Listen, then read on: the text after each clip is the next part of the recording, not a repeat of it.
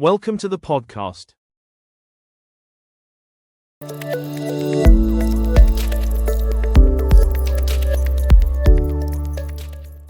Welcome back to the British Accent Podcast.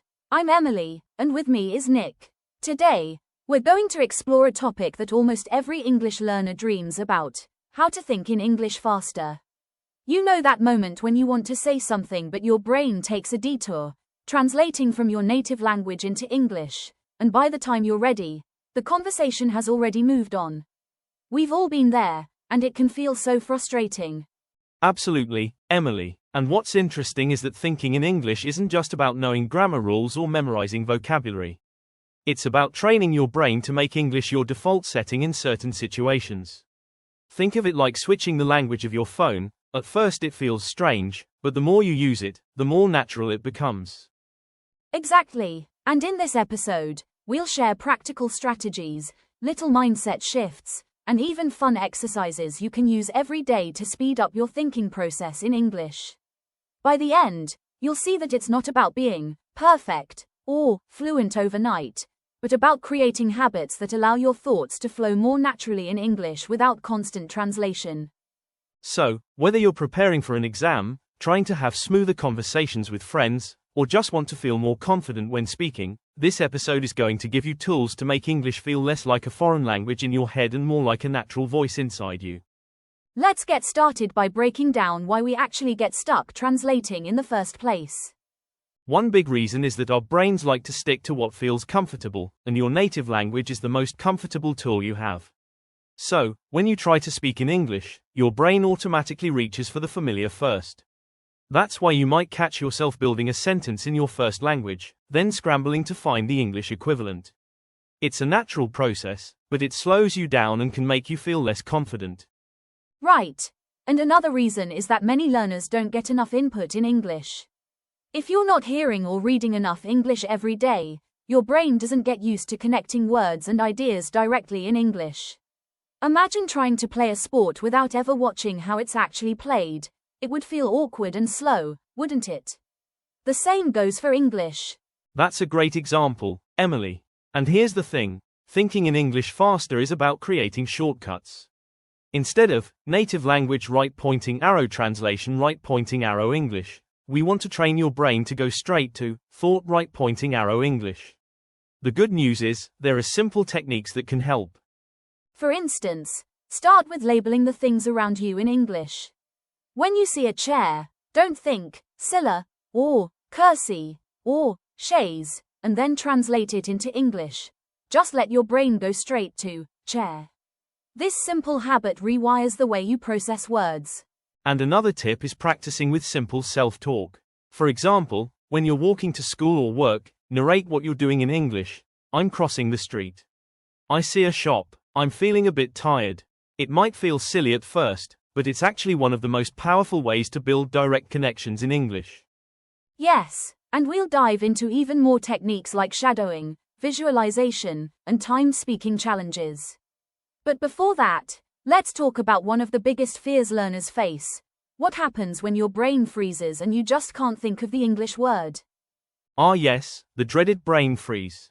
I think every English learner has experienced that moment where you're in the middle of a sentence, and suddenly the word just disappears from your mind. You know it, you've studied it, but your brain just won't hand it over.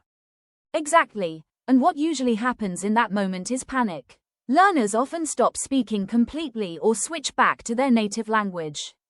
But here's the secret: you don't need the exact perfect word every time. You just need a way to keep the flow going. Right. For example, if you forget the word umbrella, you can say the thing you use when it rains. That way, you're still thinking in English, still practicing, and most importantly, not translating back and forth in your head.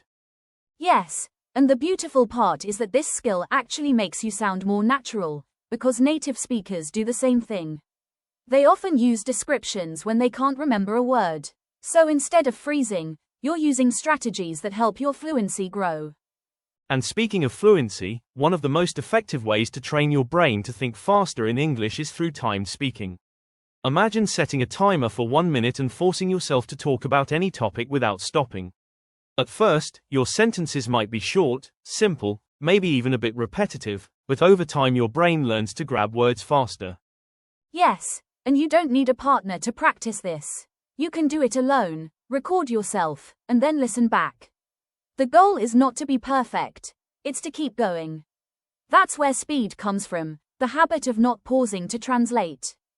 And here's something really powerful. When you record yourself over weeks or months, you'll hear your progress.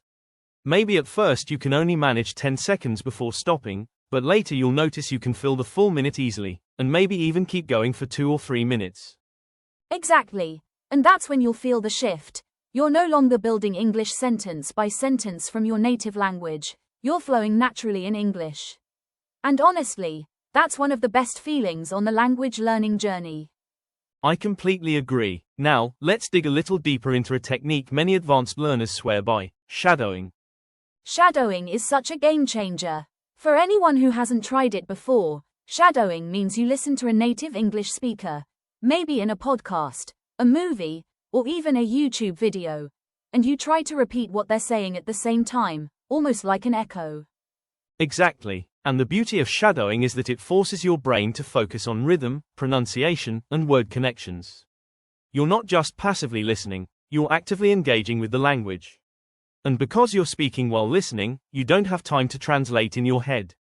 Right. And at first, it might feel overwhelming.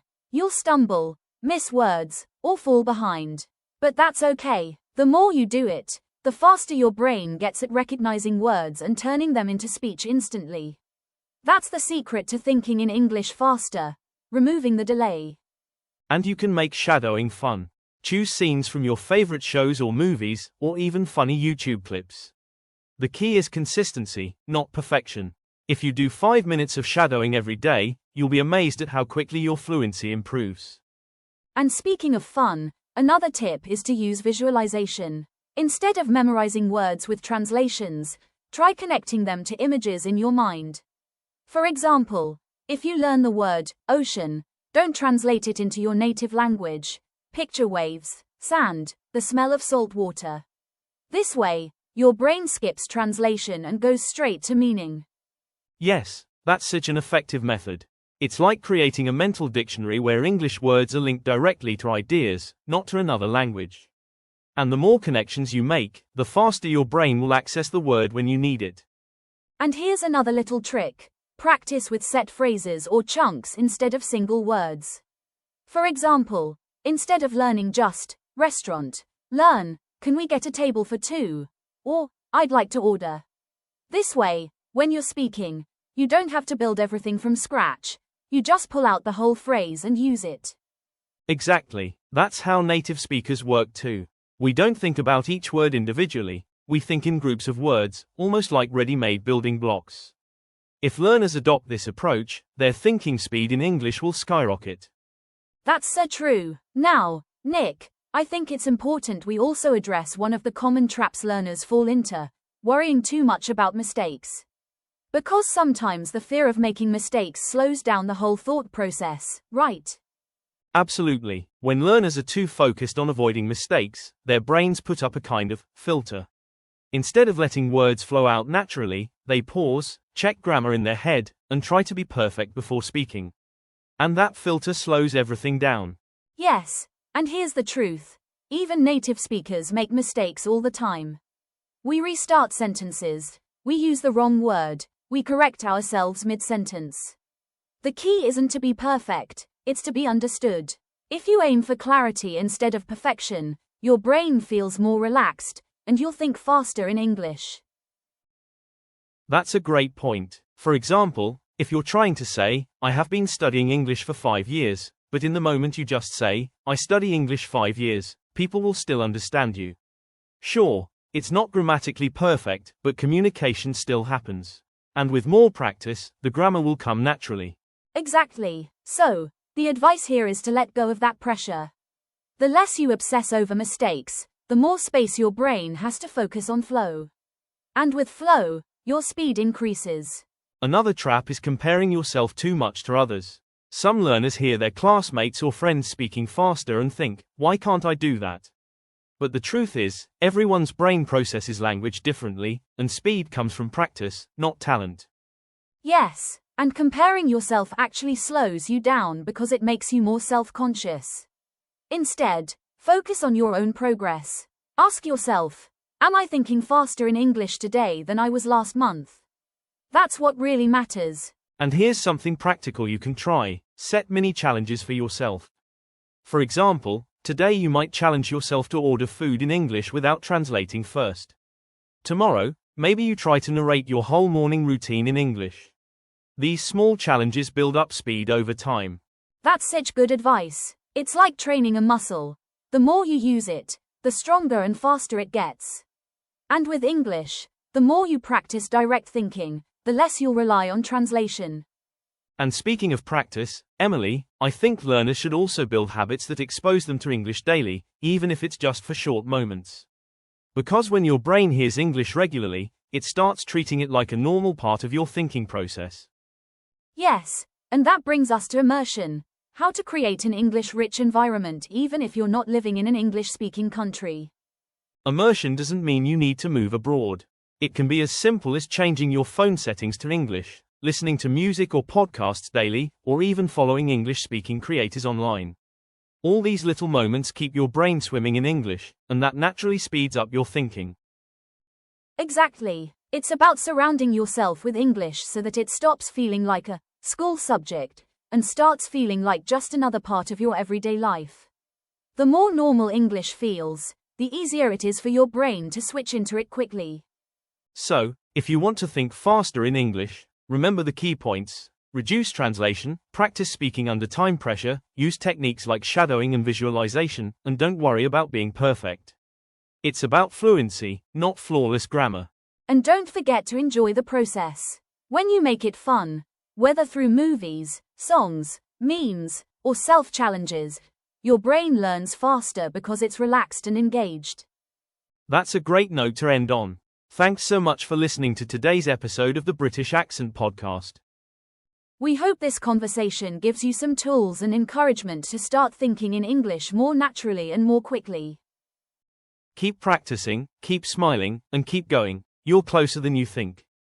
Until next time, take care and happy learning. Bye everyone.